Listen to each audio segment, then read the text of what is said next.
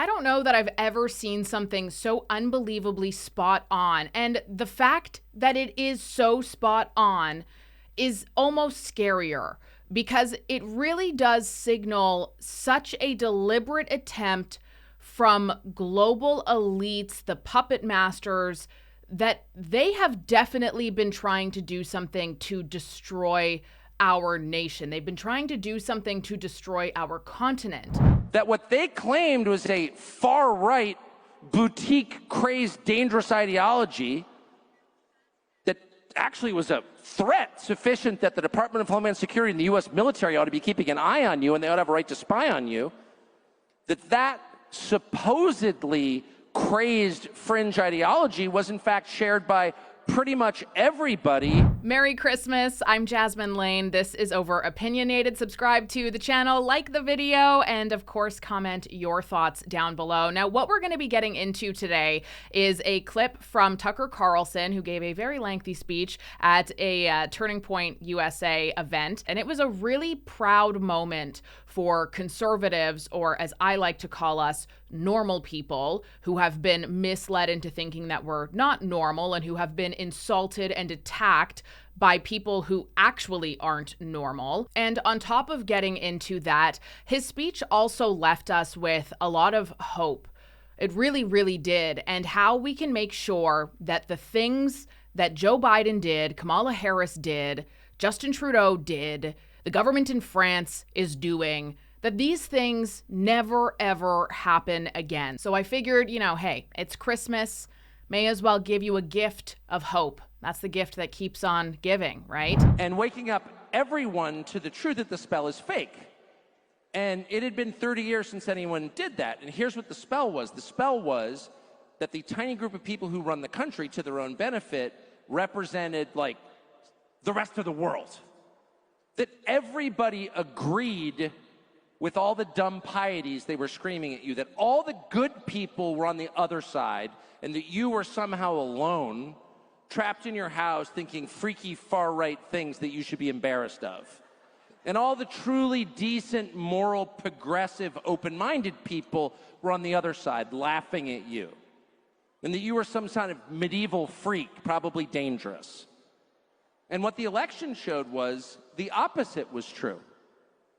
The fact that Trump won not just the majority of the popular vote, but huge segments of unrelated parts of the society told the entire story. Trump won young people, Hispanics, he won Muslims in Southeast Michigan, he won Orthodox Jews in upstate New York.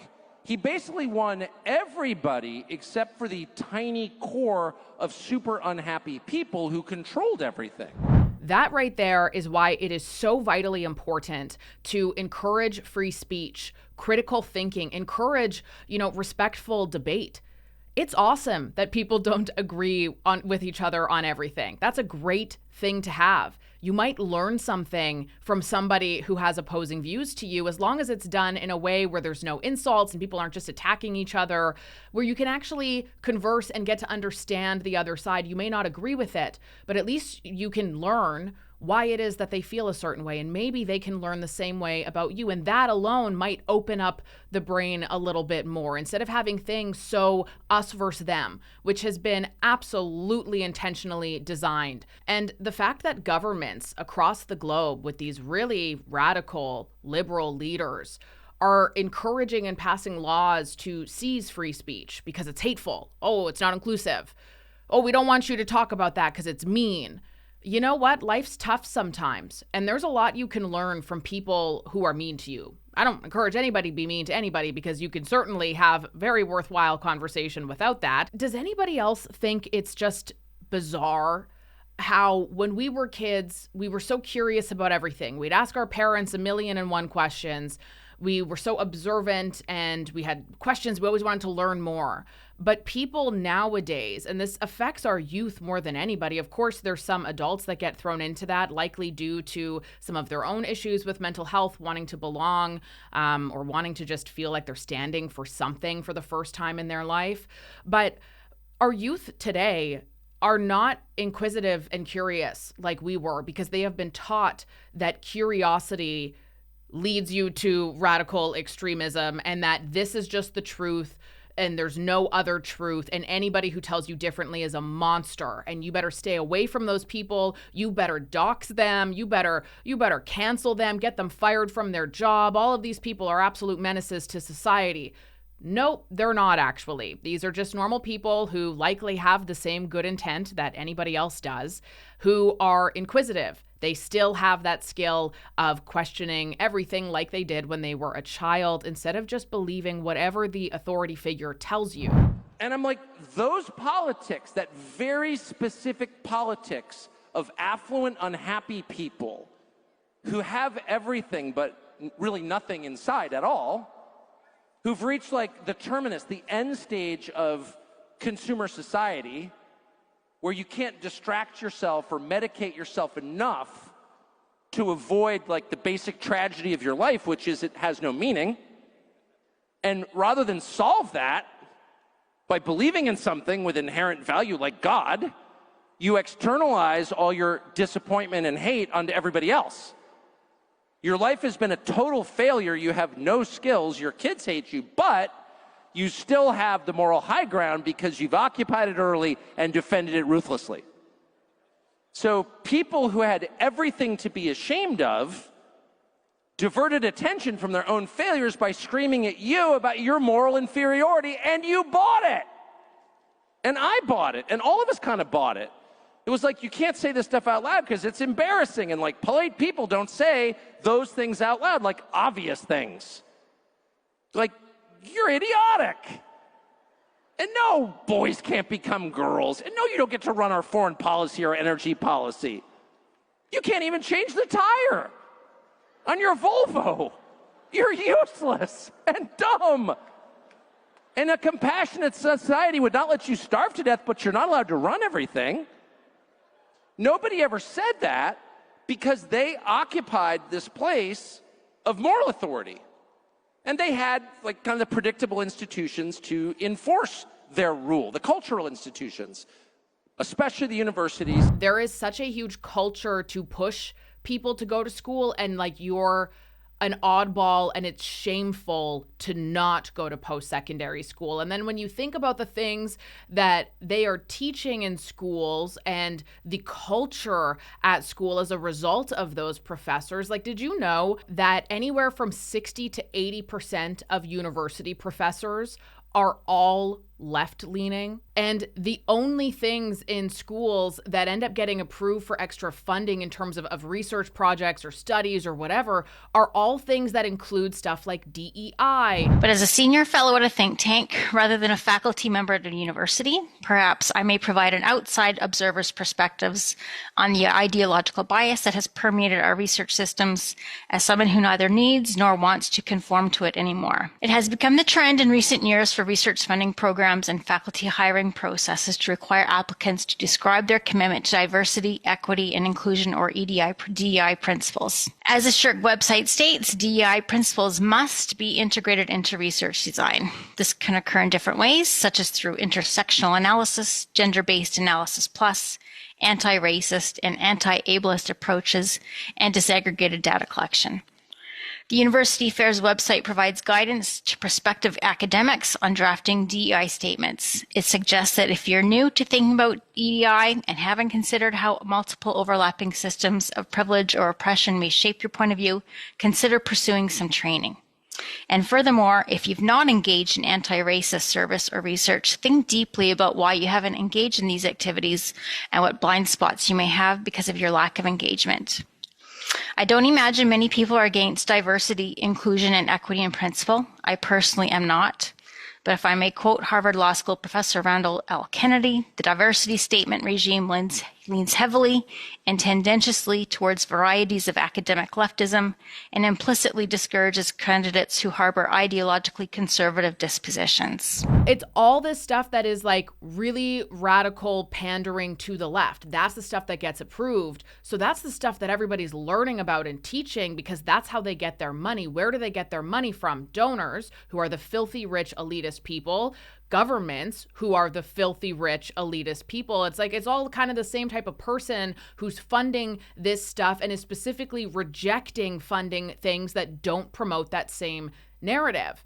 And it makes me wonder sometimes, how differently could I have turned out when I was 18 years old? I was a total loser. I was desperate for attention, for friends. Like I was so insecure. I absolutely would have been swallowed up into all of that nonsense solely to belong and fit in, because I felt for much of my life like I didn't. By the grace of God, I avoided that and I managed to have an incredible career, and yet I was still shamed for it so frequently because of that culture of you must go to university or college. You're more important if you go to university or college. And that is just so pushed on people when it actually isn't that necessary. I remember in my media days, there would be people who at times were younger than me, sometimes older than me, same age, whatever, who would say something disparaging about the fact that I didn't go to a post-secondary broadcasting school. And I remember all kinds of these conversations where people were so very obviously thinking that they had an upper hand against me because they went to school, which is just illogical. And I would just think to myself, like, dude, we're the same age or you're older than me. I make more money than you, or we make the same amount. And I climbed up the ladder already to get this position while you were busy wasting your money in school for something that obviously you could have learned on the job had you taken that route, and you wouldn't have been in all of that debt.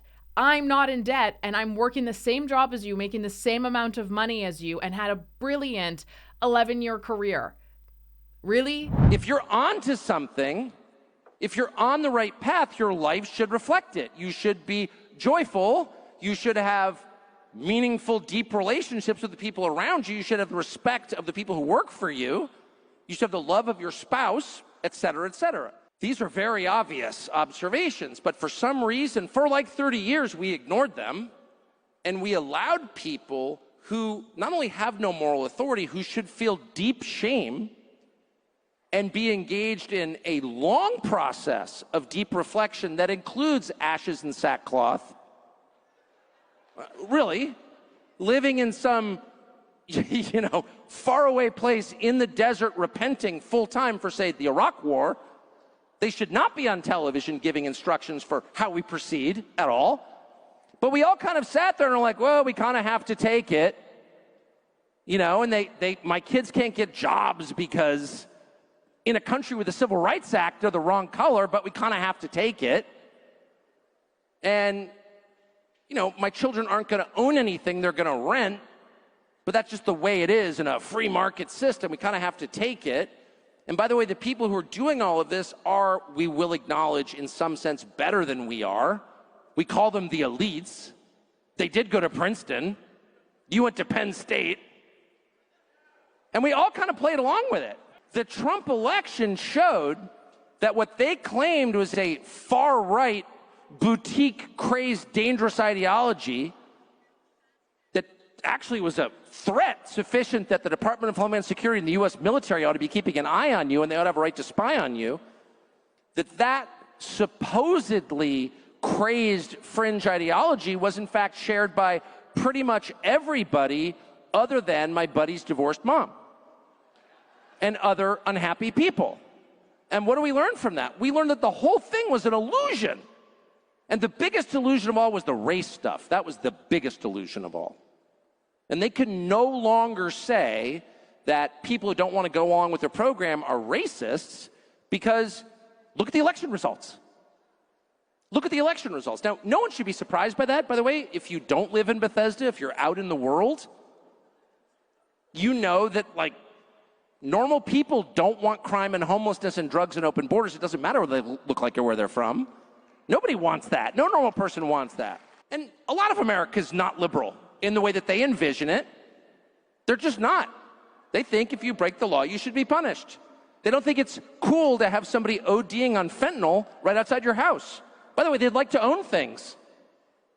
They don't think that the Uber economy is the real economy. They'd like to have a little house somewhere and own a car. They think credit card debt is bad, and they're upset about it, and they talk about it. because they're right on all counts.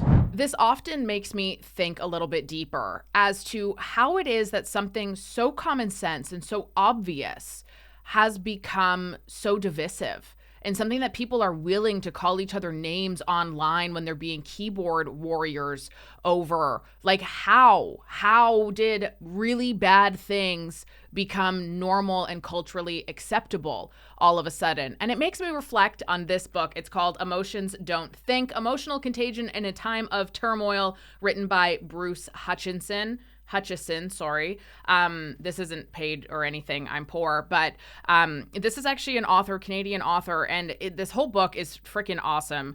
And there's one line in here that was really relevant, I think, to this discussion. It says, "A citizen who suspects racism or white supremacy may have merit, while listening to a politician's comments favoring a white person, would have dormant white supremacist thoughts brought forward into consciousness." Now, how I interpret that is really just to highlight how successful of a job our institutions, our leaders, our people in authority positions, school teachers, whatever, how good of a job they have done at making a problem, not because it is a problem, but because they tell you that it is a problem. That's how you indoctrinate people. Because so many of these things, there actually isn't as much division as we are told that there is. But then we respond to it, emotional contagion. We respond to it contagiously because it makes us feel a type of way. And that response then does create very real division. Because if you were to have an actual rational conversation with somebody who is left-leaning, not the really far gone ones, we'll pray for them, but some of the people who are maybe kind of more center, whatever, you would likely find that you're actually probably on the exact same page. But the division starts when name calling starts and when people start getting at each other's throats.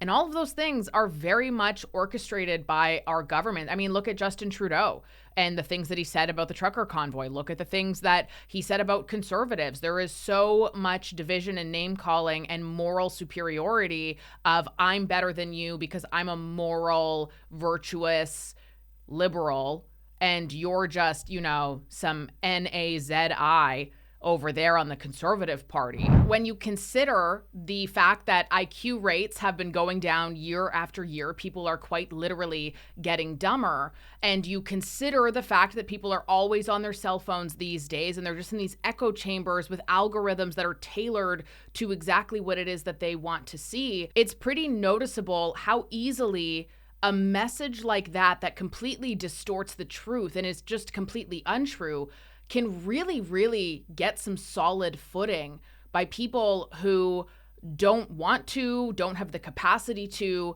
do their own research and break out of that pattern. And then again, you factor in how desperately most people want to fit in and want to be liked. Well, why would you ever even want to figure out if what they're telling you is true or not? Because to question somebody about the truth or to press them on it could mean that you become ostracized from that group if you even wanted to go find it. But why would you want to go find it when all of these people around you, everybody on the TV, is telling you that this is what's true?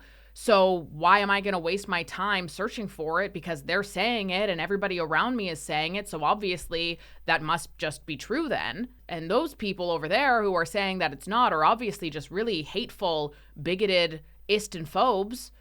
Obviously, that's what everybody's telling me. And not only that, but by me not questioning it and me just accepting it and doing the same thing that everybody around me is doing, then I, in turn, am also a moral, virtuous person. So why would I do anything to make myself appear as anything but that? Because by being that, I'm a good person, and my pride and ego, they feel very good today. The long era of darkness is over, actually. It's over. We'll have political debates going forward. You've got your ideas, I've got my ideas, we can debate them. But I honestly don't think ever again in my lifetime will the richest people in the country be able to point a finger in your face and say, your position is too immoral to discuss, and if you keep talking, we're going to put you in jail. That has been their position. And they will never again get away with that. Ever. And if they think that boys can become girls and should compete on the swim team, that's fine. They're going to have to explain exactly how that works. And if they think that Ukraine's borders are more important than our borders, that's fine, but they're going to have to explain why.